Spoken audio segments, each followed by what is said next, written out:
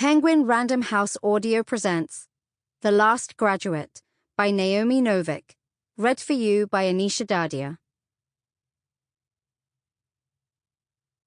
Chapter 1. Viper Sac. Keep far away from Orion Lake. Most of the religious or spiritual people I know, and to be fair, they're mostly the sort of people who land in a vaguely pagan commune in Wales, or else they're terrified wizard kids crammed into a school that's trying to kill them, regularly beseech a benevolent and loving all-wise deity to provide them with useful advice through the medium of miraculous signs and portents. Speaking as my mother's daughter, I can say with authority that they wouldn't like it if they got it. You don't want mysterious, unexplained advice from someone you know has your best interests at heart and whose judgment is unerringly right and just and true. Either they'll tell you to do what you want to do anyway, in which case you didn't need their advice, or they'll tell you to do the opposite, in which case you'll have to choose between sullenly following their advice like a little kid who has been forced to brush her teeth and go to bed at a reasonable hour, or ignoring it and grimly carrying on, all the while knowing that your course of action is guaranteed to lead you straight to pain and dismay. If you're wondering which of those two options I picked, then you must not know me, as pain and dismay were obviously my destination. I didn't even need to think about it. Mum's note was infinitely well meant, but it wasn't long. My darling girl, I love you. Have courage and keep far away from Orion Lake. I read the whole thing in a single glance and tore it up into pieces instantly, standing right there among the little freshmen milling about. I ate the scrap with Orion's name on it myself and handed the rest out at once. "What's this?" Dadia said. She was still giving me narrow-eyed indignation. "It lifts the spirits," I said. "My mum put it in the paper." "Yes, your mum, Gwen Higgins," Dadia said, even more coolly, "who you've mentioned so often to us all." "Oh, just eat it," I said, as irritably as I could manage after having just downed my own piece. The irritation wasn't as hard to muster up as it might have been. I can't think of anything I've missed in here, including the sun, the wind, or a night's sleep in safety, nearly as much as I've missed Mum. So that's what the spell gave me. The feeling of being curled up on her bed, with my head in her lap and her hands stroking gently over my hair. The smell of the herbs she works with, the faint croaking of frogs outside the open door, and the wet earth of a Welsh spring. It would have lifted my spirits enormously, if only I hadn't been worrying deeply at the same time what she was trying to tell me about Orion. The fun possibilities were endless. The best one was that he was doomed to die young and horribly, which, given his penchant for heroics, was reasonably predictable anyway. Unfortunately, falling in something or other with a doomed hero isn't the sort of thing Mum would warn me off.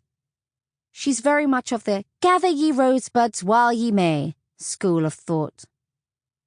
Mum would only warn me off something bad, not something painful.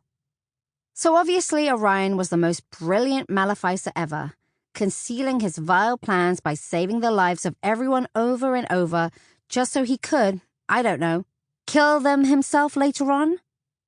Or maybe Mum was worried that he was so annoying that he'd drive me to become the most brilliant maleficer ever, which was probably more plausible, since that's supposedly my own doom anyway. Of course, the most likely option was that Mum didn't know herself. She just had a bad feeling about Orion, for no reason she could have told me, even if she'd written me a 10-page letter on both sides. A feeling so bad that she'd hitchhiked all the way to Cardiff to find the nearest incoming freshman, and she'd asked his parents to send me her 1-gram note. I reached out and poked Aaron in his tiny, skinny shoulder. "Hey, what did Mum give your parents for bringing the message?" He turned round and said uncertainly, "I don't think she did. She said she didn't have anything to pay with, but she asked to talk to them in private, and then she gave it to me and my mom squeezed a bit of my toothpaste out to make room. That might sound like nothing, but nobody wastes any of their inadequate 4-year weight allowance on ordinary toothpaste. I brush with baking soda out of the Alchemy Lab supply cabinets myself.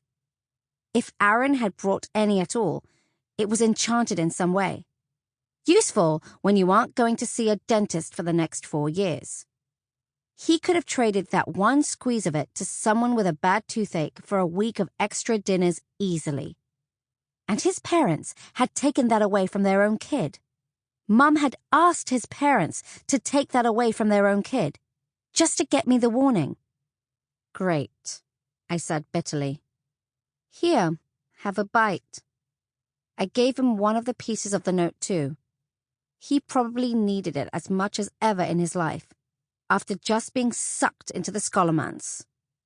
It's better than the almost inevitable death waiting for wizard kids outside, but not by much.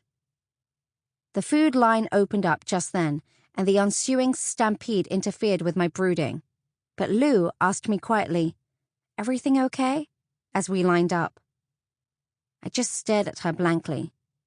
It wasn't mind-reading or anything.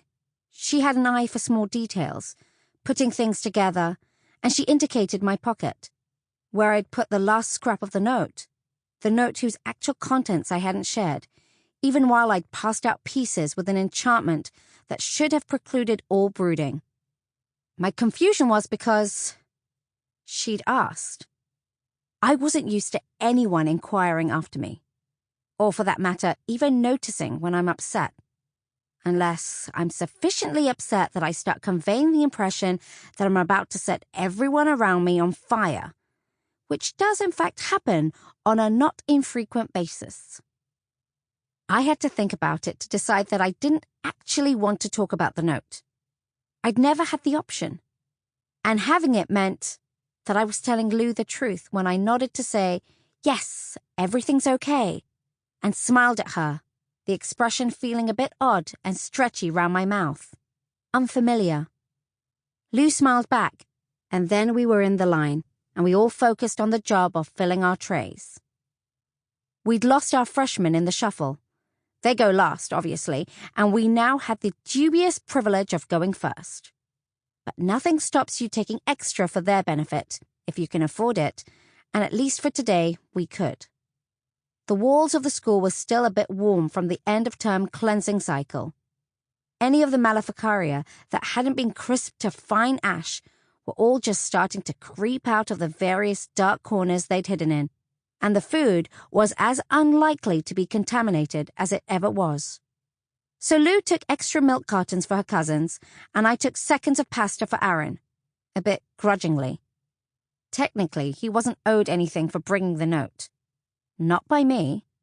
By Scholomance etiquette, that's all settled outside. But he hadn't got anything for it outside, after all.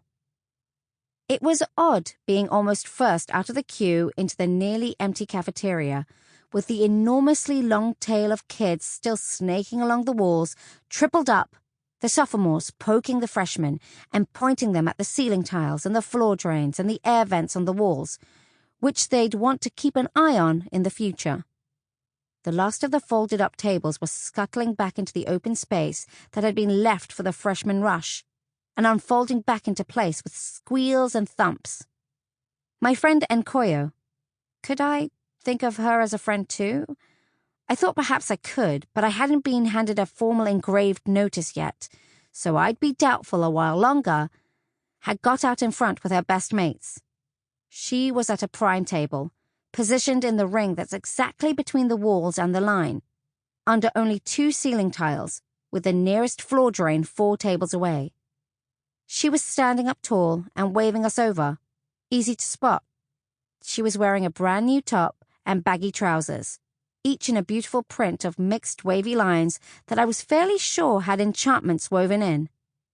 This is the day of the year when everyone breaks out the one new outfit per year most of us brought in.